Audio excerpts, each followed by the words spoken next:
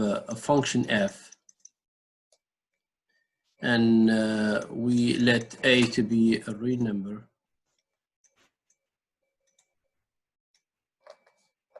and we say that the limit of f of x as x approaches a exists if and only if, right? If and only if, three conditions or three tests. The limit from the left-hand side limit exists. The right-hand side limit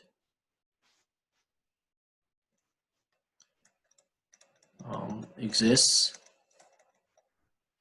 And the third important step is these two are equal.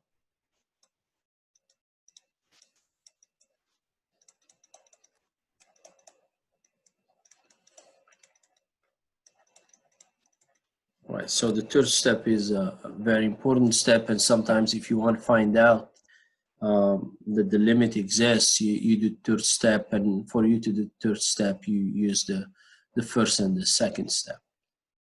So this, as you see the way it's described, there is a confusion about why is the limit this way and the function at that value is something else. So as you see, the definition does not do that. So if I have a curve that's going, let's say here 5 and here 2, we look at that limit, the left hand limit going as x approaches, in this case a is 2, as x approaches 2 from the left side, which means x is less than 2, right, approaching it, it's going to be 5, and as x approaches from the right side, which is, it's coming from x being greater than 2 but getting closer to 2, it's going to be 5, and this limit and this limit equal to 5. So it may happen that you get something like this, the idea of 5, but this is, let's say 3, and let's say this is 2. In this case, the f of 2 is 3, but the limit from the left going this way is 5.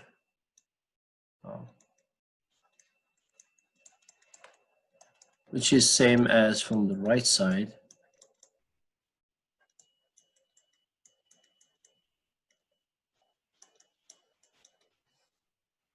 You see, so keep in mind the definition of limit and how it exists. So if this shows up, you see it does not affect the value of the limit and whether it exists or not. That's something else. We'll talk about it a little more. But at least for now, the limit from left and right is still 5. However, f of 2 equal 3. And this will have to do with the continuity, which I'll explain briefly. So the purpose of this video is just take some snapshots of ideas, so hopefully they clear up the big picture. All right, so so this one, what we call removable discontinuity, and we talk about that. But there is a note I need to put. I'll still put it here in this picture here, because there are some debates and some people teach it differently and stuff. But let's keep it this way. We say the limit exists as x approaches a. We're talking about this limit to be a finite kind of value or quantity. And there is a difference between finite and infinite. So keep that in mind. If we're talking about unbounded, that's limit of the function going to infinity. So it still kind of does not exist, right? So here when we talk about the limit, we mean a finite value, all right? or a finite number. So if limit for some reason equals to infinity, that's going to be unbounded, and we're still going to consider that does not exist. So that's one thing to keep in mind. And when does a limit, so let's add another node. And then I'll give you the continuity thing. So it may happen that the function is going this way, for example, and that's unbounded. That's going to infinity as x, let's say a. So limit of f of x as x approaches a negative is positive infinity. So this is unbounded. If it goes, let's say, the function comes and it goes somewhere there, we're still going to consider that does not exist. But the case where it would exist is, for example, if this is a 2, and for some reason the function does something like this. So the limit as x approaches infinity of f of x, it is going to 2, approaching 2 at infinity. All right, so in this case, it exists. So this is a short thing, ideas to clarify this part of limits, because we will use the limits to transition to derivatives. Let's talk about the continuity here. Continuity as well has 3 tests, and let's look at the 3 tests. So we say a function f or f of x is continuous at a point x equal 8 if these 3 tests or 3 conditions are continuous, 3 conditions are met or satisfied. So now look at again, number 1, f of a is defined. Yeah, it has to be defined there.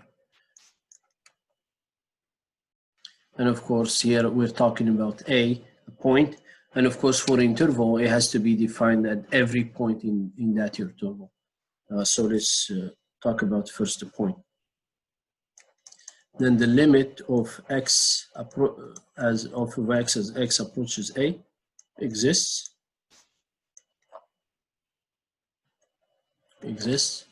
and of course the third one is f of a equal the limit of f of x as x approaches a. So of course the third one is the important one, but of course the third one cannot happen if the second one does not exist and if the first one is not defined. So as you see, now this thing goes kind of hand in hand with the first one, but there is of course the exception. And before we talk about the exception, let's explain these discontinuity cases. So let's do this way. So based on this definition, we have 3 discontinuity cases.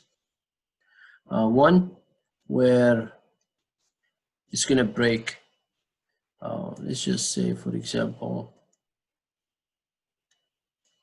there is a hole in the graph. Let's say it this way. What happens is you're going to, when you draw,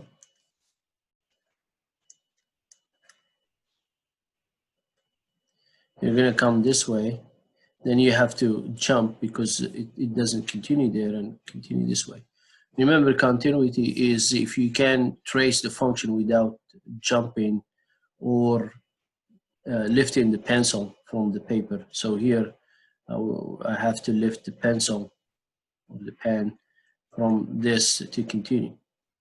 But there is, it can be defined, for example, here, this is removable discontinuity.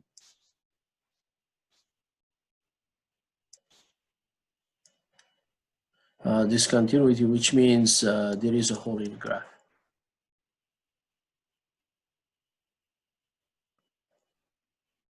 All right. The second case is if there is a jump, let's say this way. So the limit, and so the first case, you see the limit is still going to be the left and right the same, and it's going to exist, but the other condition, the third one, does not work. For this one, you see when you trace it this way, you have to kind of jump here to continue. So it's kind of continuous from the left, but discontinuous from the right. So this one is a jump. And the third case is, for example, if there is a vertical asymptote, for example.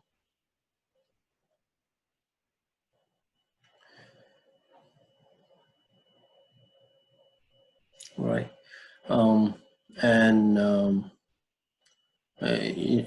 It doesn't matter, but if there is a vertical asymptote, so it's going to infinity. And that's another one. We can call it infinite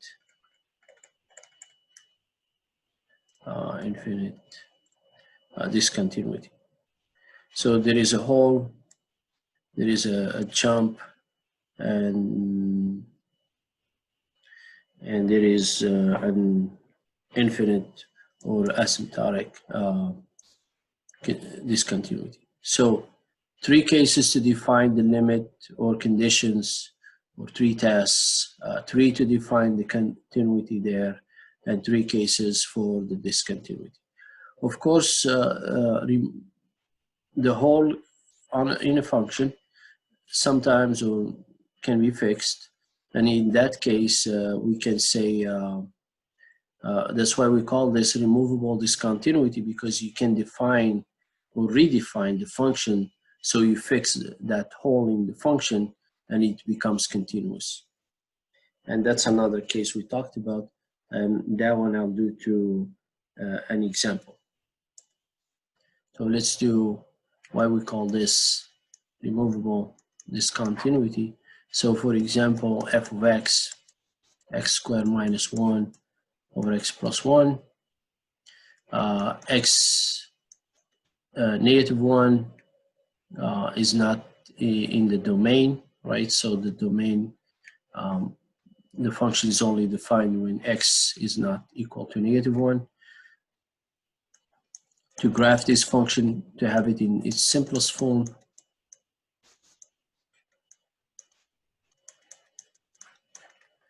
you get x minus 1. Then to graph, we're going to go to negative 1 and up 1 over 1. So it's something like this, but remember it's not defined there. So there is one. So this is the graph of this function. All right. It's a kind of linear, but there is a hole at negative 1. It is discontinuous. Which means not continuous, right? Because there is a hole in the graph. However, the limit, you see, it works. So how can we, why we call it removable discontinuity? So the question now, how can we do that, or how to fix it?